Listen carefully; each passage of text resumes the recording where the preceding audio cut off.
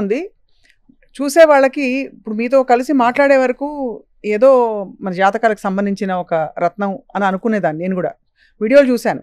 కానీ వాళ్ళు చూస్తుంటే ఇంకా చాలా ఎంత ఆశ్చర్యం కలుగుతుందంటే, ఇంత సులువుగా మనం 9 రోజుల్లో గానీ, లేదు మీరన్నట్టు 9 నిమిషాల్లో గానీ మన జాతకాలు మార్చేసుకోవచ్చా అని. ఇప్పుడు జాతకాల ప్రభావం దీనిపై ఉంటుందా గురుగారు అసలు? అమ్మా మిమ్మల్ని చూస్తుంటే నాకు ఒకటే గుర్తొస్తుంది. నవీన్ రావు అని ఒక డాక్టర్ ఉంటాడు మా ఏరియాలోనే. చాలా పేరు ప్రతిష్ట. మనిషి ఇంత ఎత్తుంటాడు. ఒక సింధీలాగో జైల్లాగానే ఉంటాడు. తెల్లగా మెల్లమెల్ల మెరిసిపోతా. ఆయన చూస్తేనే సగం రోగం తగ్గిపోద్ది అంటారు ఆ ఏరియాలో. ఆయన భార్య సేమ్ మీలాగానే ఉంటుంది, అందుకని గుర్తొస్తుంది. ఆవిడ ఒక్కసారి నన్ను కలిసిన తర్వాత కలవలేదు. ఇప్పుడు అమెరికాలో ఉంటున్నారు, ఫోన్లో మాట్లాడతారు. ఈ నవీన్ రావు గారికి ఎవరో, నేను ఇందాక చెప్పాను సత్సాంగత్యంలోనే ఉండాలి, దుర్మార్గుల దగ్గర జరగకూడదని. ఎవరో ఒక కార్పొరేటర్ ఫ్రెండ్షిప్ ఏర్పడి ఈ బెట్టింగ్ దాంట్లోకి క్రికెట్ బెట్టింగ్లో మరి జూదంలో చేర్పించాడు. ఈయనకి పెద్ద పేరు ప్రతిష్ట ఉంది. ఈయన అడగంగానే ఎవరు చూసినా కోట్లు డబ్బులు ఇచ్చేవాళ్ళు. మొత్తం తీసుకెళ్ళి దాంట్లో పెట్టాడు. ఇక 5 రూపాయలు 10 రూపాయలు కొద్ది ఇచ్చేవాళ్ళు ఎలా ఉంటారు తెలుసు కదా. అందరూ వచ్చి ఆయన చేసే గొడవకి మందు తాగి చచ్చిపోవడానికి మందు తాగేశాడు.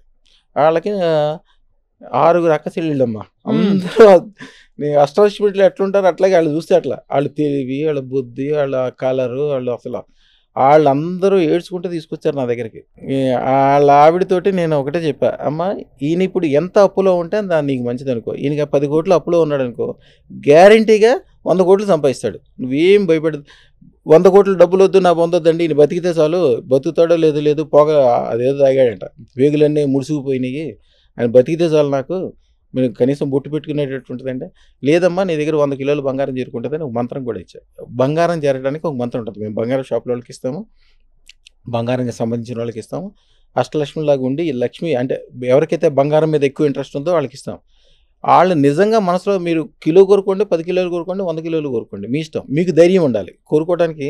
మిమ్మల్ని 1000 కిలోలు బంగారం కోరుకోండి అన్నాను అనుకోండి, కొద్దిగా భయపడతారు. అవును, అంతే కదా. మీకు కంఫర్ట్ ఉన్న జోన్ వరకు మీరు బంగారం కోరుకోండి అని చెప్తాను. ఆవిడ ఆల్రెడీ ఐశ్వర్యవంతురాలు కాబట్టి నువ్వు 100 కిలోలు బంగారం కోరుకోమా అని చెప్పా. అయ్యా నాకు ఈ బంగారం వద్దు, ఏమొద్దు, మా ఆయన బతికిస్తే చాలు, నీ దగ్గరకు వచ్చిన వాళ్ళు అందరూ బాగుపడ్డారు, ఈయన్ని కూడా బాగు చేయండి. అమ్మాయి కూడా సైన్స్కి సంబంధించింది ఏదో చదువుకుంది. తర్వాత మన దగ్గరకు వచ్చాక దానికి సంబంధించిన తెలవకుండానే ఏదో మంచి సొల్యూషన్ దొరికి ఆయన బయటపడ్డాడు. ఎవరికి రూపాయి కట్టకుండా ఉన్నాయన్నీ అమ్మేసేసాడు. ఎవరికి కట్టకుండా ఈయనకి ఏం కావాలో తీసుకుని అమెరికా వెళ్ళిపోయాడు. అమెరికా వెళ్ళటానికి కూడా అమెరికా వెళ్ళి కూడా ఈయన ఆల్రెడీ మంచి డాక్టర్ కాబట్టి బాగా స్థిరపడ్డాడు. బహుశా ఈ ఇంటర్వ్యూ చూస్తే ఆయన రేపు మళ్ళీ ఫోన్ చేస్తాడు.